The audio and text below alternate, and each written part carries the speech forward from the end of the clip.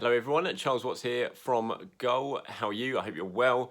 It's been a while since I've done one of these. I think it's been over a week now since I've done one of these videos. I thought I'd come back on and just give you a bit of an update, talk about how things stand at Arsenal or don't, with football still totally suspended indefinitely. But still, I'll give you a little run through on what's been going on at Arsenal in the past few days.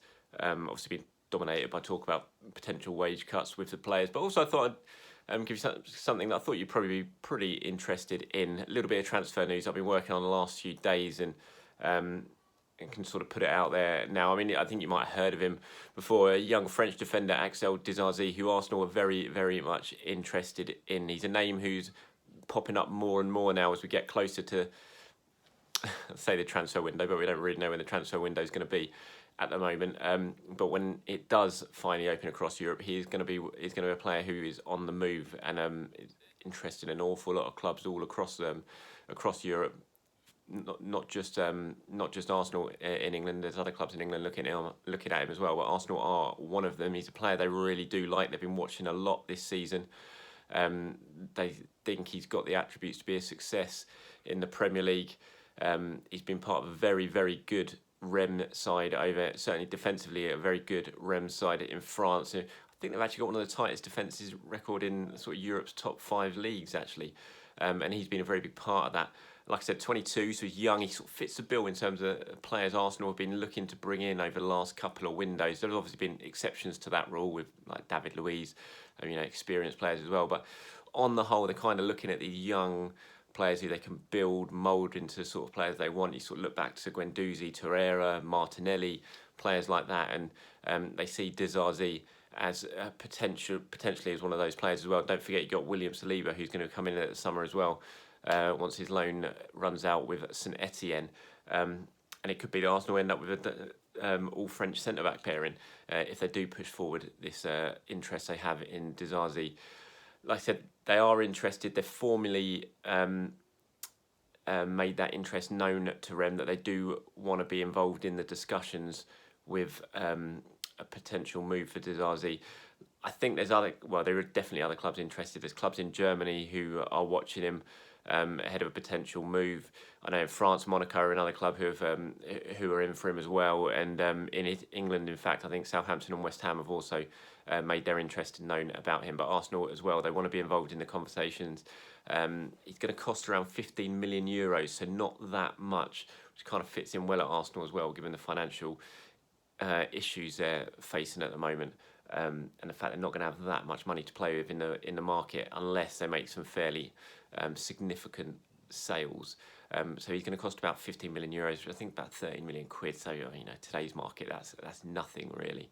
And Rem are well aware of the fact that he's going to go. Like I said, he's only got a year left in his contract. It doesn't look like he's not going to sign a new deal. So they want to make some money on him. So they're not going to stand in his way. And the figure that they're looking at that they want is 15 million euros. And the clubs involved who are looking at him know what it's going to cost. And Arsenal have been involved in those discussions so far. Like I said, they've formally made their interest known to Rem, and now it's going to be all about who can get a deal done for him when that window does open. And obviously discussions are going to be being held in the run up to that transfer window opening. And Arsenal are going to hopefully potentially firm up that interest and try and get a deal done. Like I said, he's a decent defender. I haven't seen that much of him, but the people I've spoken to about him think he can be a success in the Premier League. He's been part of this very strong defensive unit at Rennes this season. He's France under-20 international. He's not been capped internationally. I think he actually qualifies for one of the African nations, possibly Congo, but he has played for France at youth level up to under-20s. So he's a talented player. He fits the bill, like I said, of the sort of talent that Arsenal are looking at, not just the last couple of windows, but this window as well. I've spoken to you before about their interest in Jonathan David, the Genk striker. There's Edouard up at Celtic as well as another player they're potentially interested in bringing to the club should some strikers move on this summer. And defensively, like I said, Saliba is arriving, who's younger than Disasi. he's definitely coming. Obviously, deal was done last summer, but he's been spending the year back on loan at St Etienne. He arrives this summer and could well be joined by Disasi if Arsenal push through this interest and firm it up and actually lay some money on the table. So it's going to be interesting to watch. I think he's a name that you're going to see popping up more and more as we get closer to the window, just because of the level of interest in him. The fact there's more clubs in England after him, there's more clubs in France after him, German clubs are looking at him as well. So I think he's a name you're going to see pop up more and more and more. And it wouldn't surprise me if other clubs throw their hat into the ring for him as well, just because of the level of performances he's produced, his age, so he's a very appealing option, his price as well, and the fact that Rem aren't going to stand in the way of a deal. So it could end up being a little bit of a scramble for him once the window does open, but Arsenal, you think, are well placed to do that, just because of the size of the club, the stature of the club. Certainly in France, Arsenal are a very attractive option. They've got a lot of French players here, they've got the history with French players, and so they'll hopefully, if they do push through and firm up this interest and actually put some money down on the table for him, then he may well, fancy a move like so many other Frenchmen have done.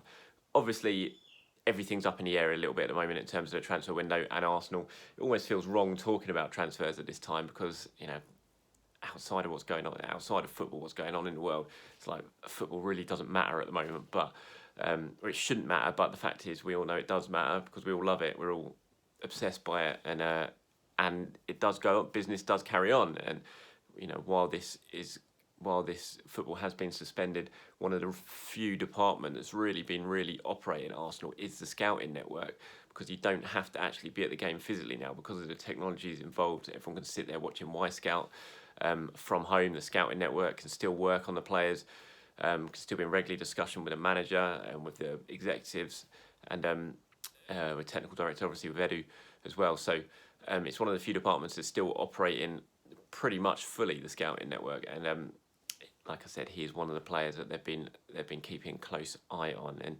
whether it materialises into a firm bid, we'll have to wait and see. But Arsenal are certainly involved in the conversations.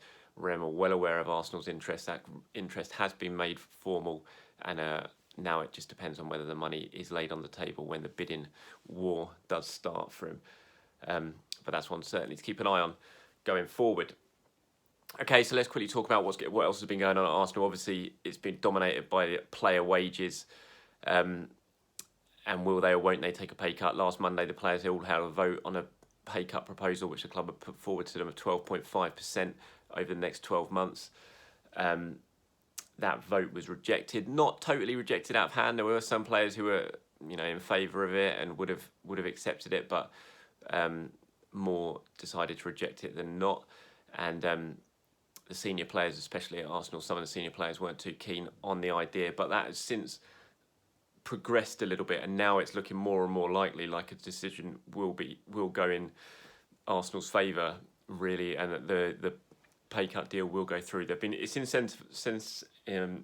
of incentives for the players in this, and needs to be, really, if they're going to accept pay cuts, certainly over a year.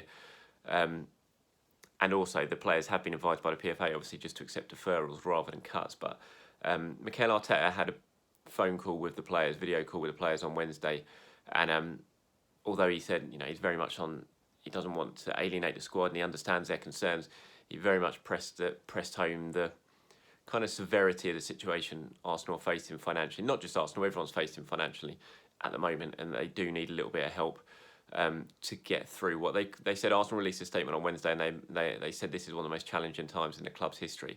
And that's because their revenue streams have basically dried up. They're four big revenue streams. They've got season ticket renewals, which would normally be coming in now for next season.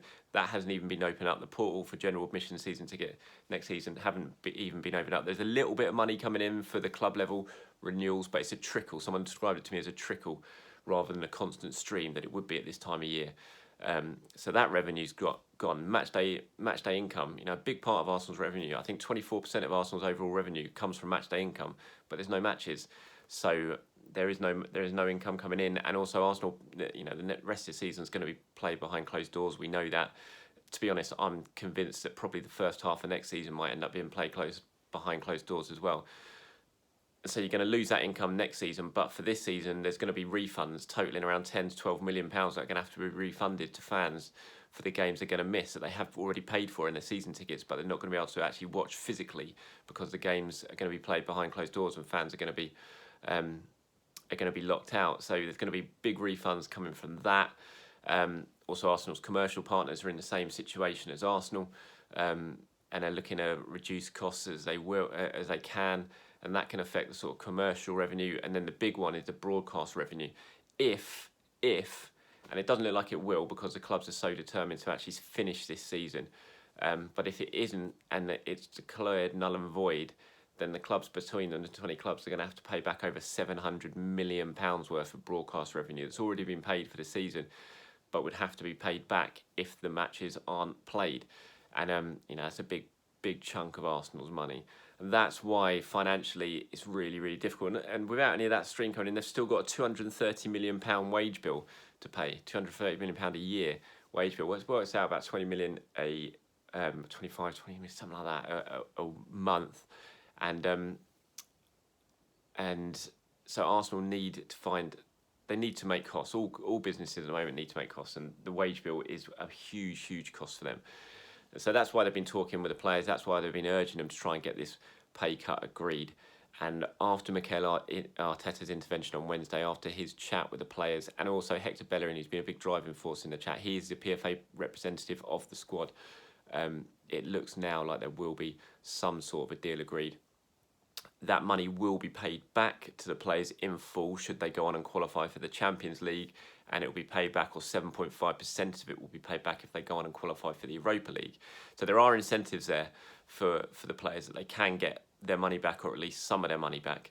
And there's also bonuses added to it as well. If Arsenal went on and won the Champions League, I know that sounds crazy, but if they did, they'd get a huge, big one-off sort of cash bonus from that as well. So there are plenty of incentives in there for the players, but whether they're all achievable, you not really think so. I don't think Arsenal are very close to winning the Champions League at the moment, but they can certainly qualify for it, and they can certainly qualify for the Europa League, and should they do that, then the players will get some of their money back. So it looks like that's going through, and that is good news.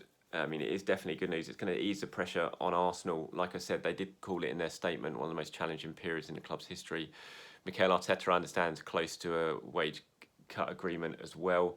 The executive team, the 14-man executive team, which includes head of football Raul Sanai, Edu, Vinay Venkatesham, the managing director, Per Mertesacker, the academy manager, some of that 14-man team, they've all agreed to waive almost or over a third of their wages for the next 12 months as well. So that's saving some money, but it'll be a big thing if they can come to an agreement with the players. And as far as I'm aware, that agreement is now close.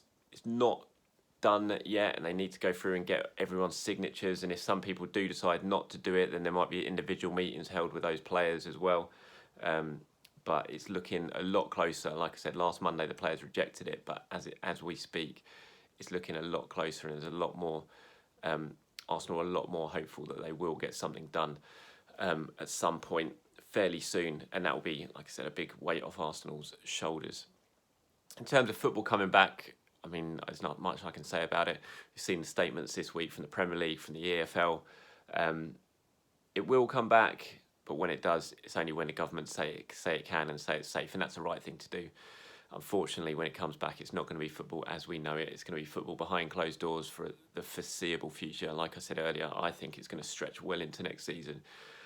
It's not going to be much fun, but at least it's football. But yeah, without fans, we all know what football's like. We've seen those sort of games when various stadiums have been closed and there's no fans in it. It's not going to be great.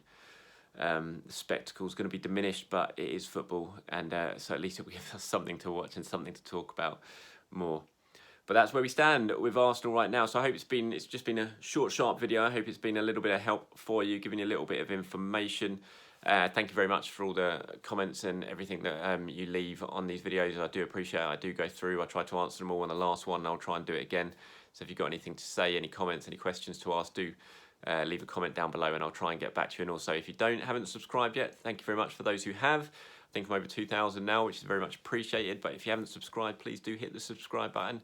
We very much appreciate it, and I'll carry on doing these as much as I can throughout the weeks to keep you updated. And once football does return, we do start getting a little bit more access, and I'm back in the stadiums. If that happens, if press are even allowed in behind closed doors, I will try and give as much sort of behind the scenes type footage as I can, just to tell you what it's like, show you what it's like to be a journalist covering Arsenal. So until then, thank you very much. Stay safe. I hope your families are well, everyone. I hope you're well. And please do stay safe. And you can find me on Twitter at Charles_Watts.